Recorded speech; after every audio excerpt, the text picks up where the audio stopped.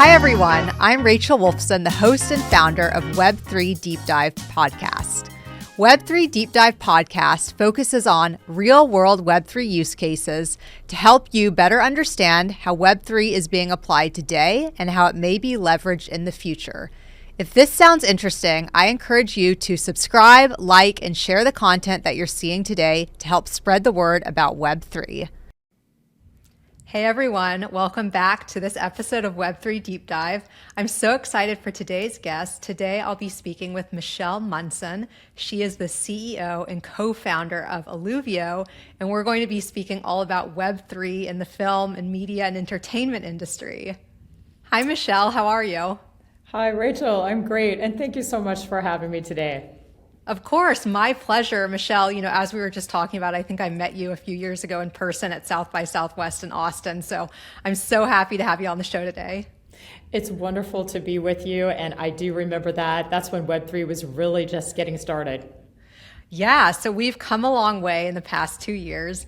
Before we dig into the topic of Web3, I would like for you to tell our listeners a little bit about your background and what you do and talk a little bit about Eluvio.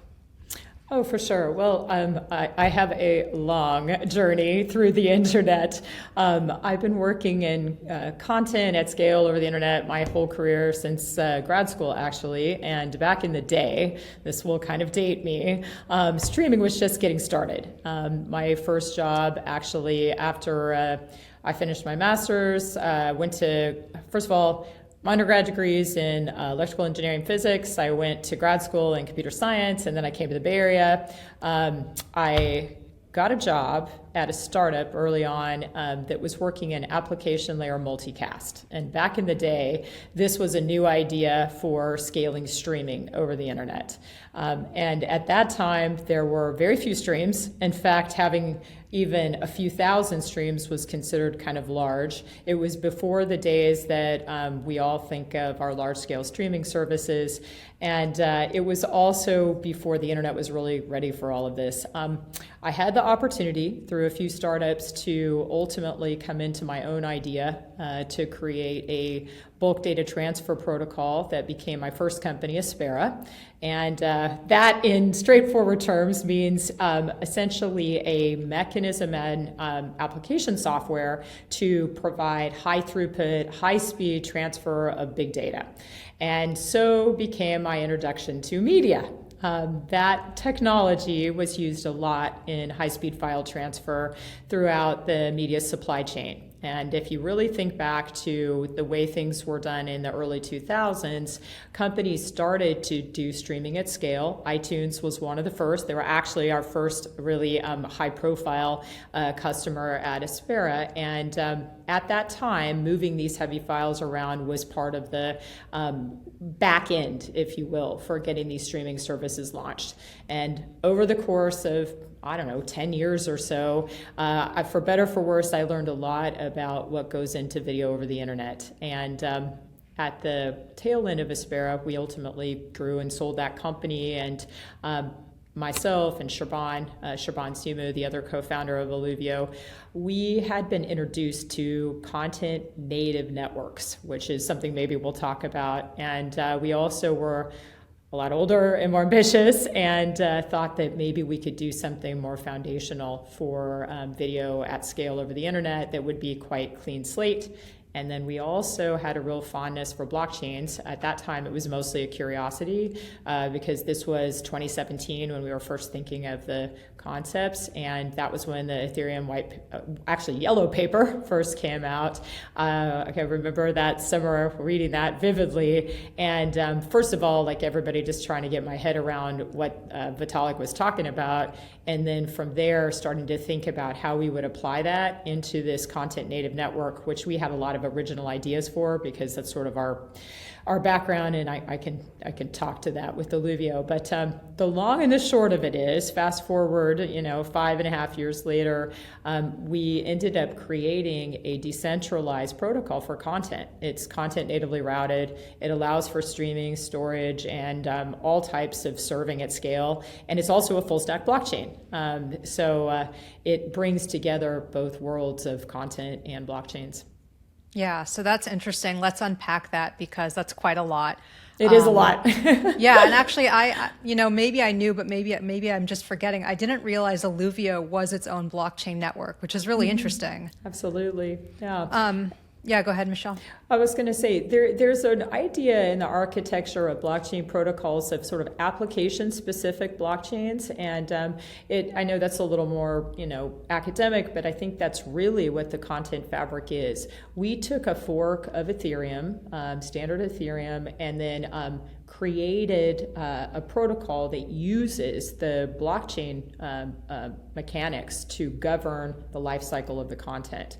It also controls for the encryption and the authorization. So we have built an application-specific blockchain that also happens to be full stack. I guess people call those layer ones, but the purpose of this, instead of providing for, let's say, transactional settlement for DeFi, for example, the point of the Content Fabric is to provide for blockchain governance over the life cycle of content storage, management, and streaming ownership.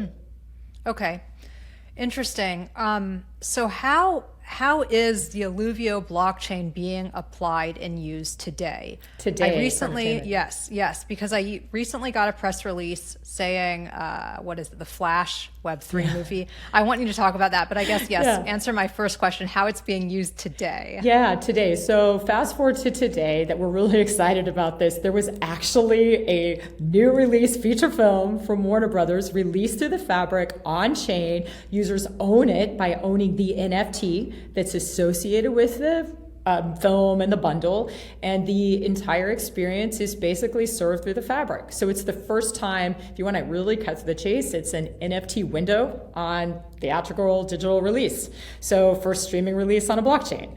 And this took, to your point about South by Southwest 2 years ago, as I'm sure lots of your listeners have experienced, the whole space around content, media, NFTs has evolved so much over the last couple of years. And we're really excited that, even with the challenges of all the crypto markets, that we've arrived at this spot where basically this is media ownership and experience that is on chain.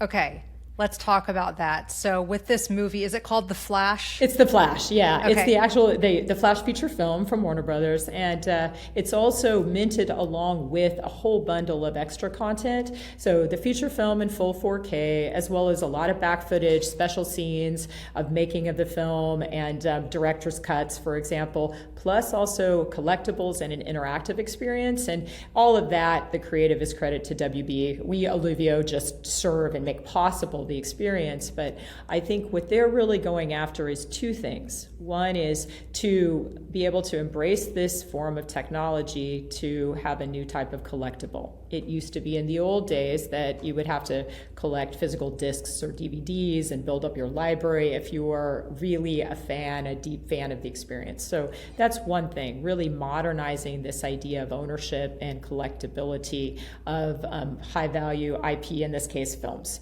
The second piece that I think is also really pushing the envelope, and this is the first time anything like this has been done, is to utilize the blockchain authorization capability to enforce a global streaming window. That's what film releases are sort of characterized by. And in this case, the Flash is streamable on the same schedule globally by the Flash NFT owners as it is if you were to go on to, say, Apple TV and watch it. In fact, so if you're in Norway, you just got to start watching on July 29th through your Flash NFT. And then finally, this is also a little mind-bending, but it's quite, I think, important to the whole experience. We brought our media wallet to the connected TVs. Apple TV to start. We're just about to release it for Chromecast and Fire Stick, and the Amazon connected TV. And what this means is the user who owns one of the Flash Movieverse NFTs can sign on to their wallet, and there they click into a big card poster-like view that is that owned item, and inside of that they can unfold all the media and actually watch any of these parts, including the feature film. And that's what has brought it to basically entertainment in full form. So it's also novel because it's a direct distribution. It's literally, in this case, the studio to the fan. We aren't a licensee in the classic sense of, licensing the content and then, reselling it or offering a subscription to the user. Instead, the user has a license through their NFT ownership to the streamability of the content. And this is a great use of the content fabric because it's sort of built for this sort of thing, high performance 4K streaming under the authorization control of tokenized assets, for example. Yeah, wow. It's so interesting because this is probably going to be the next, like you said, instead of a Blu-ray or DVD, now people can own content NFTs of films. And then, as you mentioned, have that for, hopefully one day on Netflix and Amazon and Apple and Fire Stick and all that in their digital wallet online. That's right. And everything's accessible in there. That's amazing. Well, I think it is, and it also brings to the whole content space the power of blockchains, right? I mean, there's never before been a technology that lets users have that kind of digital scale of direct control. And then I think the other part, Rachel, that I'm really excited about is the creative space is wide open. I mean, this is the kind of thing that you can use for any type of creative work, be it, not just films, but things like interactive experiences and also music, for example, TV and live streams, for example. And it really does open up, I think, a direct relationship between the creator, the publisher, and the audience. One other thing I want to mention and I really give full credit to WB. I mean, they're the ones that create all the creative work. Again, we're just the platform serving it, but they also had the idea to use a on-chain feature we have for redeemable offers. And those can bring to the user, like a digital coupon, a ability to, in their wallet, redeem and get something. In this case, they had a DC comic that the users could, digital comic that the users can redeem for. And they also had a coupon for FanFlix, another movie site. That experience is unique to the wallet, meaning only the wallet holder has it. It becomes part of the assets, if you will, that are part of the NFT bundle. And then also, if you think about sort of fan engagement and being able to really pair up from the publisher to the fan, those offers don't have to be static. New ones can be added over time. So you can really start to build people call it super fan, but a really direct relationship with the people who really care. And then the redemption is an on-chain transaction. So, the user controls it, and also the publisher can know that it's happened. So you have a proof of engagement there too that's really different from what we think of as social media, where you stick the big social platform in the middle of it all, right? Right, yeah, of course, because the whole peer-to-peer aspect of blockchain technology takes away that middleman, which nowadays it's social media. And then you don't even, I just feel like brands that are leveraging social media, they also don't get those valuable insights anyways from their consumers. They don't know who their consumers are because there's that third-party gatekeeper. So blockchain technology seems to be like such a good solution here. Also with privacy, I did want to, you may have explored this on some of your other podcasts. One of the things that really sticks out, and it's fresh in my mind because we've done submissions recently to all of these app stores with the wallet. The typical model, of course, is to collect all this data on the user. And then you have to have these hundreds of disclosures, in a standard app as to everything you're collecting on the person person, and the current privacy situation is really bent backwards. And the great thing about the wallet model, as folks know in the Web3 space and in even coming directly out of crypto, is that that's yours. And first of all, it's at least pseudo-anonymous, meaning that you don't have to attach any identifying information to your wallet, and yet you can still have full transactional provability of what you've done. You don't have to have any of your identifying information with it.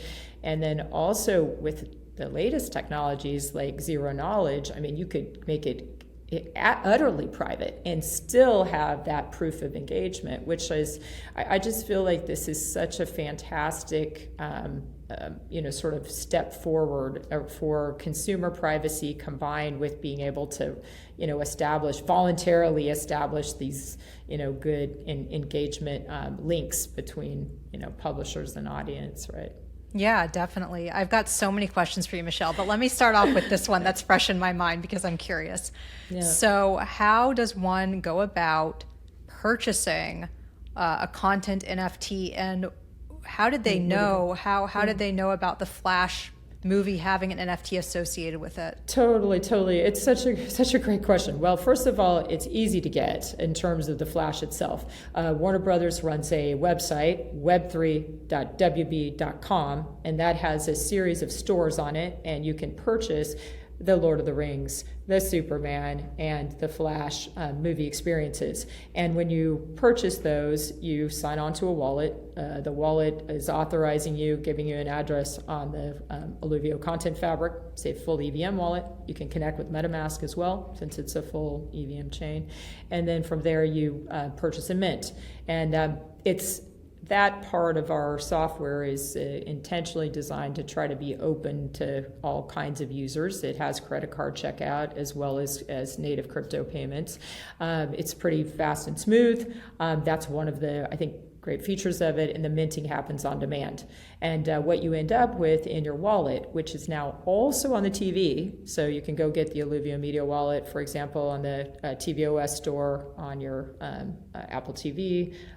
Like I was saying, we're just about to put it out on Google Play as well, right, for example, in Amazon store. When you do that, you sign on the same way. So you sign on with the same credential that you use to purchase the NFT. That credential can be email, Google ID, Apple ID, or MetaMask.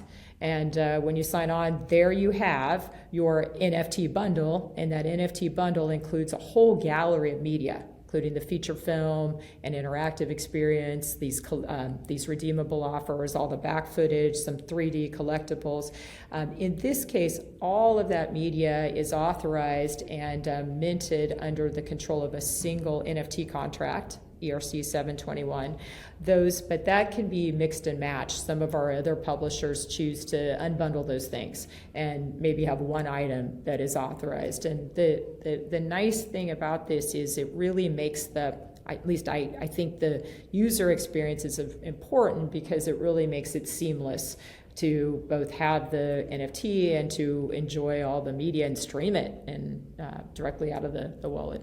Right, and own it, because like exactly. Today, I mean, today I watch Netflix all the time, and I get that content, but I'm not owning it. Even if I go on Amazon and buy one of the movies, That's right. I'm not actually owning it. It's not in a digital wallet. That's right. And so this is really interesting, because it's like you can actually own those 3 movies that you mentioned, right? That's right. And I think the other thing people sometimes don't realize is, if you look behind the scenes, not only do you as the user not own it, the publisher basically sets up this revenue share with the streaming platform, which is aggressively in favor of the streaming platform, as I'm sure you can imagine. And so everybody's basically, and this is, it's maybe an extreme position, but it's true that the audience and the publisher end up subject to this verticalized streaming platform, right? Whereas this model is publisher to fan, and the fan owns what they have. And the other thing I would say, when you really dig into it, is your ownership is something that can't be taken away. It's as good as your wallet ownership is on the chain itself, and it's quite, I think, important to the reasons you stated. I also think it's interesting when you think about new models for being part of a community and a fan group. I mean, we know this so well from Web3 that users can then not only own but potentially resell, and then also there are other I think sort of inherent incentive mechanisms that can become part of just owning into this, such as being authorized to contribute back feedback or have early access to other things. The Flash, the Lord of the Rings, the Superman NFTs are all tradable on a secondary marketplace. And then also, I know in WB, I don't think is an exception to this. WB pays very close attention to the fact that all of this fan group is also specially identified. These are voluntarily identified fans who might be interested in other things WB has. So they can make exclusive offers and then condition that on the fact that users own these assets from the Movieverse, right? And again, the blockchain NFT ownership or token ownership makes it easy to do those kinds of things, right? Right. I also wanted to ask you, and if you can answer this, that's great. If not, it's okay. Sure, no problem. What was it like working with WB? Are they excited about blockchain, or are they hesitant? Are they confused? Like I'm just a big so company. curious. Sure, yeah. So a couple of notes. First of all, I mean it in all sincerity. Warner Brothers is very innovative. This is a company that's literally pushing the envelope of this space. They're the ones who came to us and said, we've seen your technology, we see what it can do, we want to try this new idea. And also I will say the other part that is, I think, quite standout is that they put a ton of effort into the creative. These movie releases aren't just let's just throw the feature film into an NFT. They have such a curation in terms of everything they build around it. The interactive experiences themselves are created from scratch to accompany the movie. They serve as a 3D interactive with hotspots and whatnot. Each is built uniquely for the experience, and I'm seeing that, to your question, behind the scenes, and all the effort that goes into it is really impressive. Not to mention curating all the back, photography, image galleries, and extra footage. Finally, also, they go back and work with the original creators of these franchises. Think of Peter Jackson with Lord of the Rings, for example. These are extremely high value, DC in the case of the new release of Flash. These are really high value franchises, and I think the other piece that is important here, which is, this is kind of a first of a kind, but it really matters to blockchain, is taking into account the actual original creators of the IP. And we're not yet settling mutual payments on chain, like split royalties with, in this case, in Movieverse. We do have the capability to do that here at Eluvio, and I know that this is already being discussed at Warner Brothers, and I think this is why I feel like, to your point, even though a large company and more traditional in Hollywood, they are really embracing the space and testing everything that they think can be useful to their fans and into the future. Lastly, DC has a really good Web3 presence. You might have followed that yourself. I think they've stuck it through the ups and downs of the market, and they have DC comic releases, which they started off, probably a year or so ago, and we've been lucky to partner together with that project. That project is actually with Palm, I believe. Palm NFT, yeah. Yes, and I remember meeting them. Yeah, and we did a but 2 movies. We've done cross-chain offers, which I think is super cool. We did a DC Comics offer in Superman and another one in the Flash. And the users, one of the 2 offers in the Flash lets users claim an NFT with one of those comics. And the reason I'm bringing this up is you asked about what's the commitment, what's the curiosity, what's really going on in the studio. I think all of this together, it speaks for itself. It's an extremely high degree of dedication to really pursue what's possible. The biggest problem, you haven't asked me this yet, but this is the real rub. It's difficult for WB, it's difficult for us, I'm sure it's difficult for Palm. How do you get the awareness out there? This is brand new. First of all, podcasts like this help a ton, but people don't know that this format exists. And like all new internet phenomena, I mean, that's the big thing, is to really get people understanding that, first of all, it's possible, that the thing is even there, finding it, discovery. And then I think also is making sure that there is enough education that, to these great points you're making, people know the difference. Like, what does this really mean for me? For sure, because I knew about it because I'm a journalist. I got the press release. I wouldn't have known about it otherwise. Exactly. However, I will say I really, really, really wish there was a Barbie movie NFT, because I know, wasn't WB behind? They're behind the Barbie movie, right? And I mean, I agree with you. Like, talk about getting the word out there. That would have been perfect. Everybody knows the Barbie movie. So, and you know what's interesting, Rachel, on this is, I think I'm not an expert in culture and consumer, pulse, right? But I do think, to your point, this. One of the important market tests is to understand what type of media people would be interested in this format.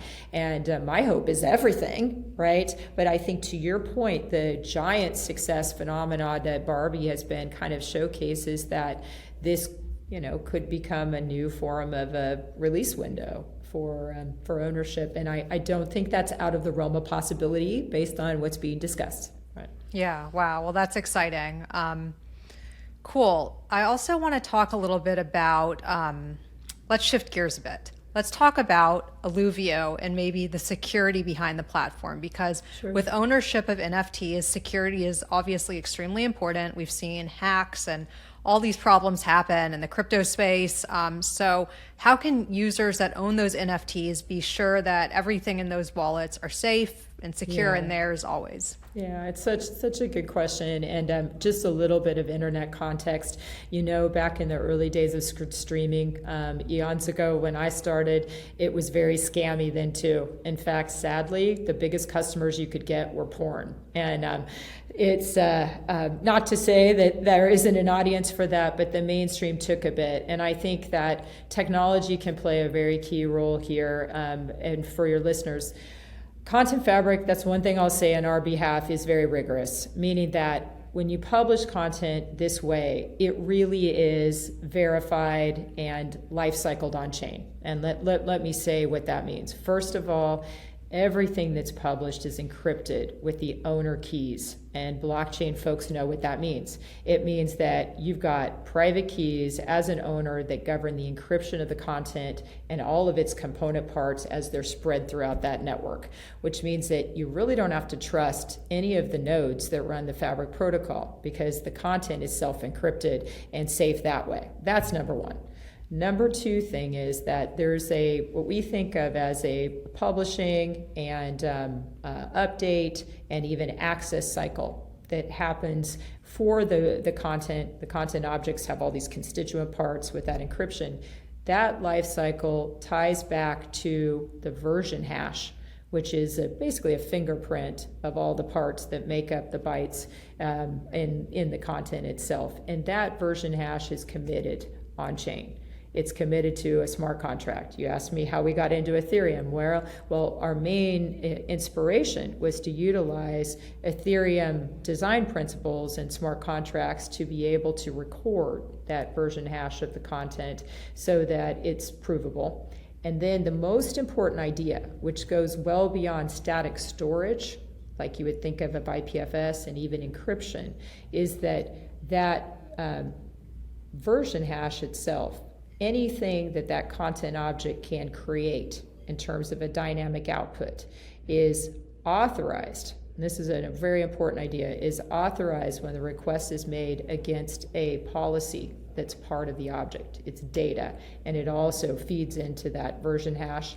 And that authorization is also tied in with the re-encryption of the content to the recipient's key space, right? And that one idea comes purely from blockchain crypto.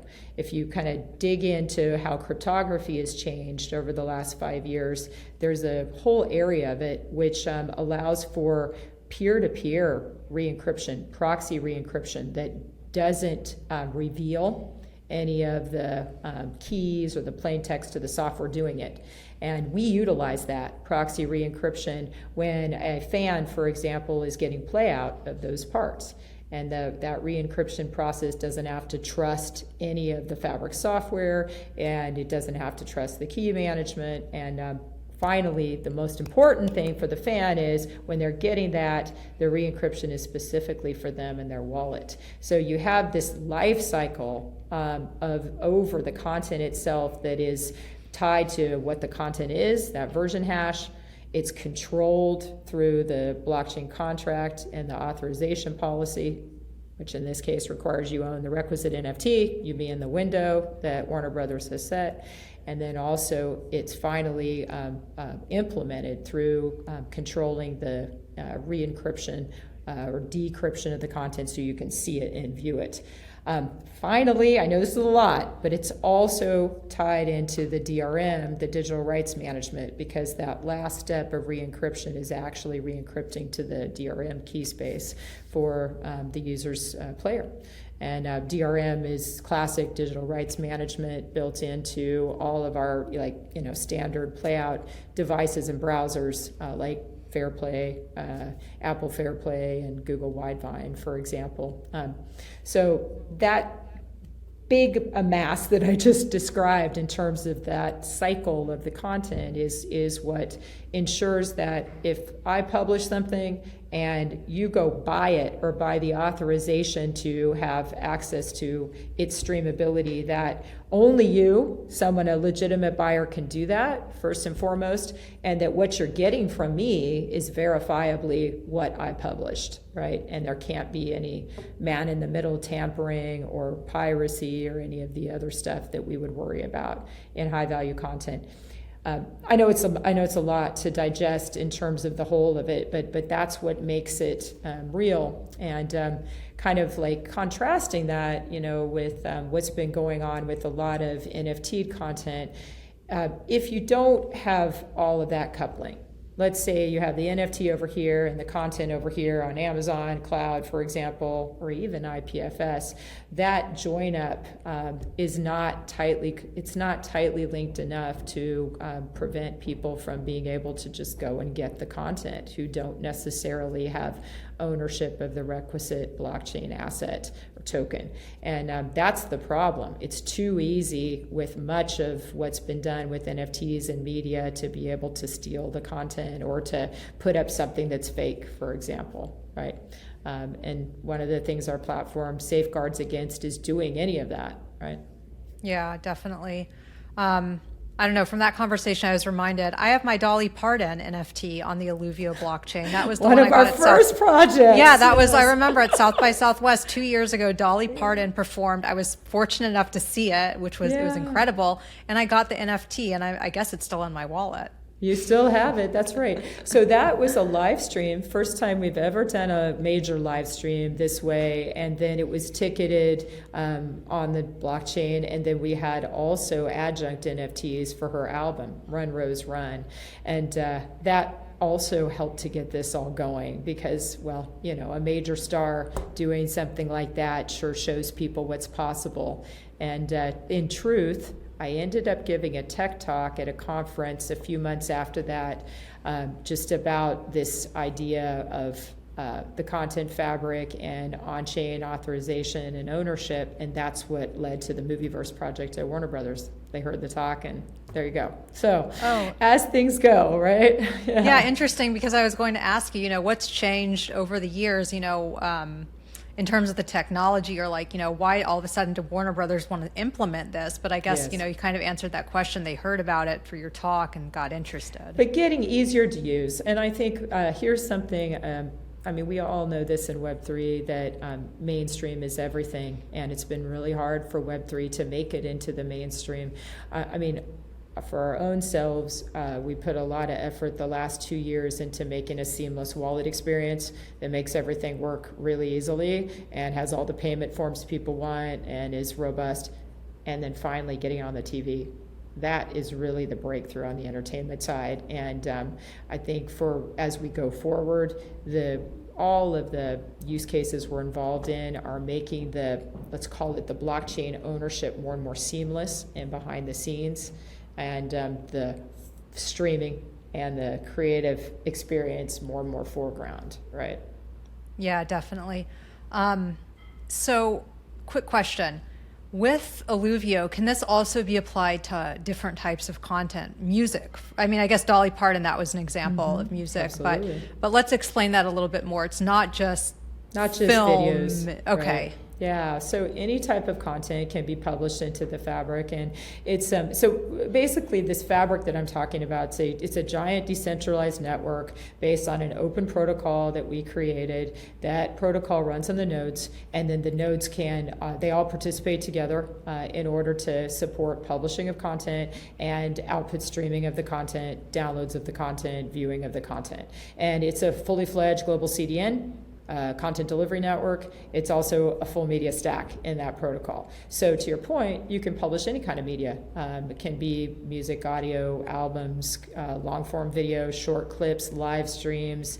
And because it's a full stack, you don't have to bring along other stuff. So you don't need a Vimeo, you don't need your cloud like a cloud storage. You also don't need a CDN. And that's one of the things that's really helping us, and I think we can bring to, if you have creators listening in here, big and small, is that it's very automatic. When you publish, the content is automatically available to users, and all those controls I talked about are just part of the way it works, right? Definitely. And I want to elaborate a little bit on one topic, because so we've talked a little bit about the incentives for fans. You know, for instance, I have the Dolly Parton NFT. I'm assuming I can sell that on some secondary marketplace if I want.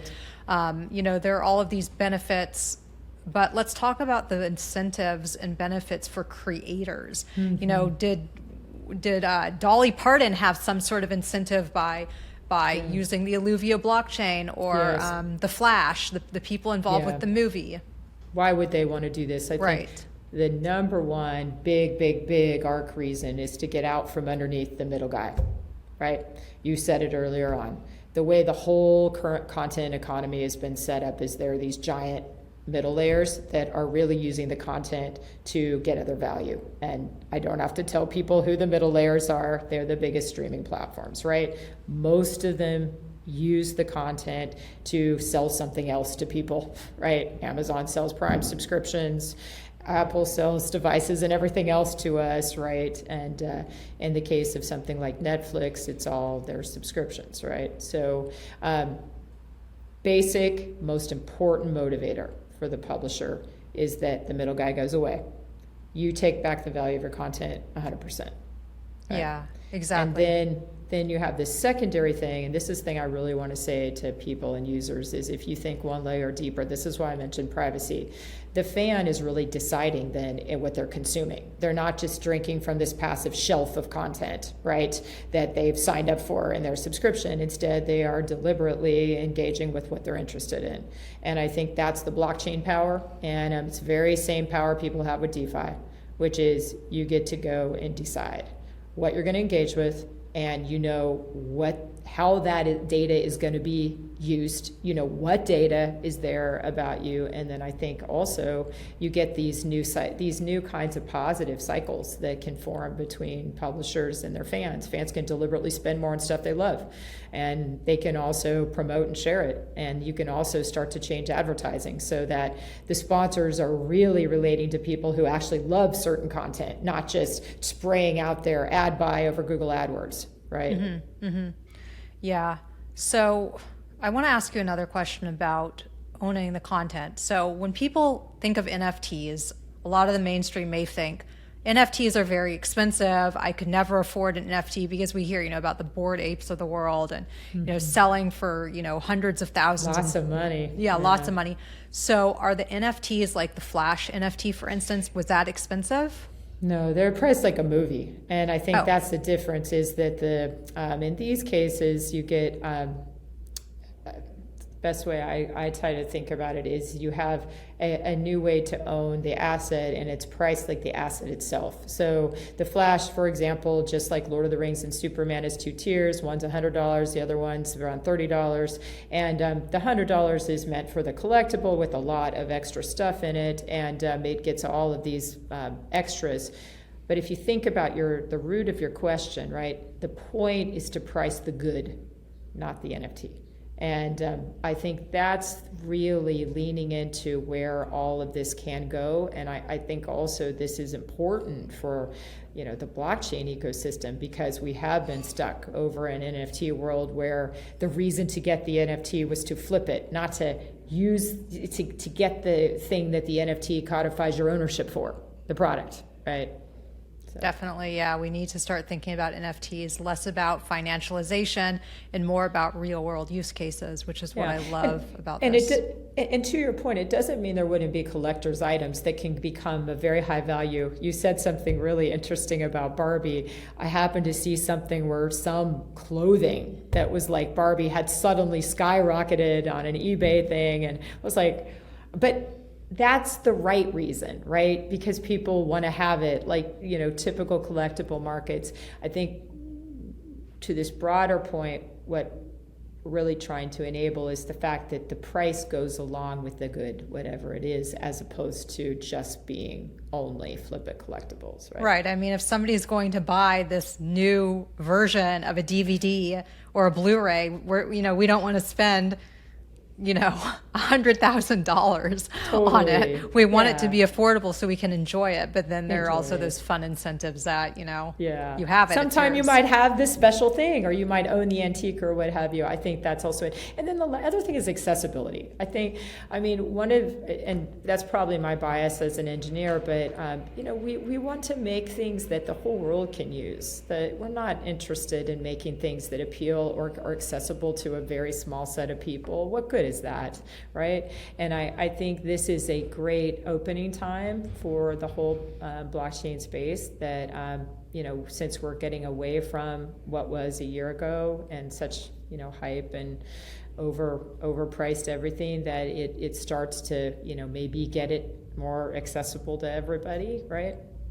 Definitely more accessible, and also, you mentioned this in the beginning about education. Easier and safer. Right, safer, because, obviously the NFT space doesn't have the best reputation because of what we've seen happen over the past year with the crypto market, but people need to understand that blockchain technology is separate from cryptocurrency, and there are these real world use cases, and NFTs are just digital assets that live on the blockchain. We don't have to call them NFTs. We can say digital assets, or like digital, I don't know, DVDs, Blu-rays, whatever. But at the end of the day, like, the terminology of Web3 is NFT, and people just need to understand that that's okay. Yeah, well, and also I think maybe this comes from just being in tech so long, but I just feel that every new technology always has malignant use cases, let's put it that way. And I think it's a natural sign of the adoption curve to be able to work through those and whatnot. The part of what we're talking about that I do think is on all of us that build is to make the tech really robust and really good and really accessible, and to do the things people actually want it to do, so that it does become mainstream. That's certainly what we work on. So definitely. Michelle, can you talk about what may be next with Eluvio, or are you guys working on maybe some exciting movies that you're going to put on the blockchain? Yes. So I think, you've tapped into the essence of what we're doing as a company, which is really it is a tagline, but unlock the value of creative IP in this way.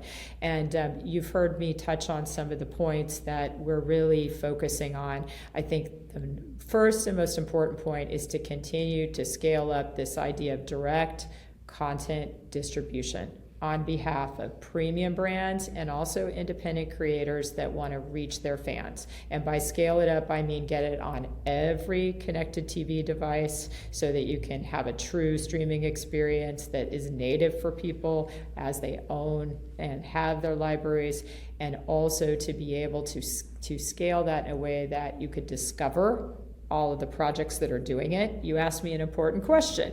How do you know where Warner Brothers is doing this? If you don't know the URL today, you wouldn't know where to go.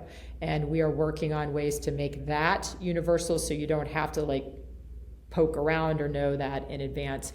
And then I want to talk to this point about advertising.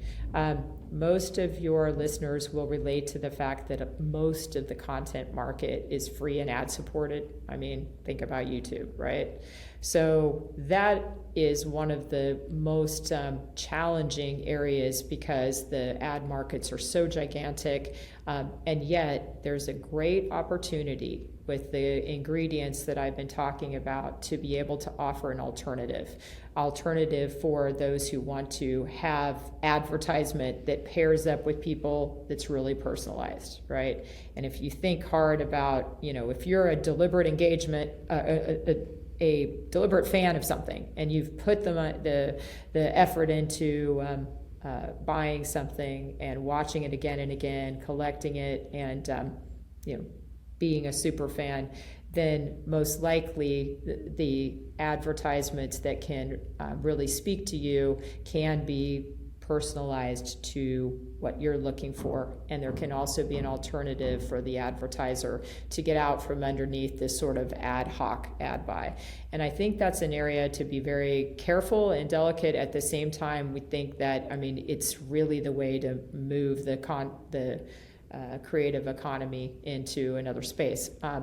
So what are we working on? Personalized ad insertion. That is a true alternative to what has been, and also allowing it to be fitted together in a nice way with the content that users can buy and own in. Doesn't mean that it's a requirement to have, but it's, I think, really important to be able to scale up and give, think about all the creators on YouTube, give them alternatives so they can, actually really monetize and scale their creative work. The last thing I would say that Eluvio is also paying lots of attention to and working hard at is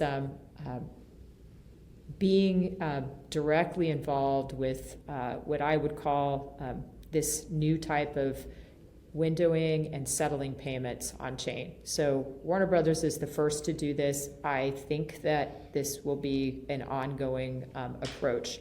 The movie itself carries its controls. There's no file transferring of the movie somewhere else. That's very efficient. It means that it also allows it to be reused in many different ways, right? Because you can have the controls through the on-chainness. And then it also finally lets multiple companies peer together very efficiently without, again, having moved the content. So you can be a distributor over here with source content over here and share in the revenues around this. So say user goes to this publisher's website and has that content from a given studio, that studio's assets never moved over to that distributor. They're just sharing in the revenues for the fact that you came to that content through their site. And then the on-chain payments is something that we built out and you can split between parties. And that doesn't have to just apply to big studios and big streamers. It could also apply to independents who have multiple people that need to get paid. So royalties splitting directly on chain and not having to keep moving your content, having controls built in. Yeah, that's extremely interesting. When you say royalty splitting and just payments on chain, are we talking about fiat US dollar payments? Are we talking about payments being in does Eluvio have a token? Yeah, so you asked such a good question. So you can have the mechanics of the chain, split payments, and then pay out however you want. And I think that's the architecture that we've taken, which is that the way that you withdraw your money can be any of the mix. It can be just standard fiat, can also be on-chain native crypto payments. And then the way we've focused is to implement the stakeholder splitting based on what's sold and what's watched, right? Because the fabric knows those things. And then as far as to answer your question, we have a utility token. And the state of tokens in the United States right now, bringing any of those things public is not quite settled down. So our token is internal, but the utility token allows for these transactions that I'm talking about to go. And it's also, I think, as we do, and we're keeping an eye like everybody else, as far as bringing that out, externalizing it, the function of that is to make all these content functions happen, not to, create a trading security, right? Yes, yes. And as we know, there's a lot of interesting things happening in the United States right now. And, with Ripple, Coinbase, and Binance. And I'm just curious to see what's going to happen next with Coinbase, Binance, and even with the Ripple court ruling. So, we'll wait and find out. But what you guys are doing, it sounds amazing. And definitely playing it safe, which is good. It's extremely important. It helps. In our case, we're natively a utility network doing content utility functions. So, and your question about, what does it mean for people to be able to get their royalties out? Well, two things. First, the contract can compute them, and our stakeholder contract does that. And then, as you know, you got to go through the heavy lifting of building a gateway layer that allows people to withdraw their monies. And that's where I think a multiplicity of forms, that's what we've done. We support multiple types of payments and multiple types of withdrawals is the way to go in a practical world, right? But that is the case when you get into those payments gateways of you've got an on-chain settlement, and then you have a can be off-chain payout, right? Cool. Well, we are going to wrap things up. Michelle, I could ask you a million more questions because this is so interesting and I enjoy speaking with you. But do you have any final thoughts that you want our listeners to know before we end the interview? I love the fact that you are really thinking about bringing media to people this way. I think that's the future that we're after. And I also think that for blockchain, as we get more into these kinds of applications, it really elevates and lifts the technology to Internet 3 status, which is what I think it's really for. And we'll love to have you continue to follow us. As far as I know, there will be more movies coming. So we'll keep that in front of yours. And then also, thank you so much for talking with me. Of course, Michelle. And then if our listeners want to get in touch with you, do you use Twitter or LinkedIn, or how could they do that? So we have the Eluvio Inc. Twitter, and then myself, ELV Michelle on Twitter is great. And then we also use LinkedIn. And then finally, good old-fashioned website, eluv.io. Awesome. Thanks, Michelle. Thank you so much, Rachel. Wonderful. Thank you. Special thanks to Aaron Bender for producing Web3 Deep Dive podcast. I'd also like to thank the sponsors behind Web3 Deep Dive. Finally, thanks to the listeners for tuning in. Please be sure to subscribe, like, and share. I'll see you guys next time.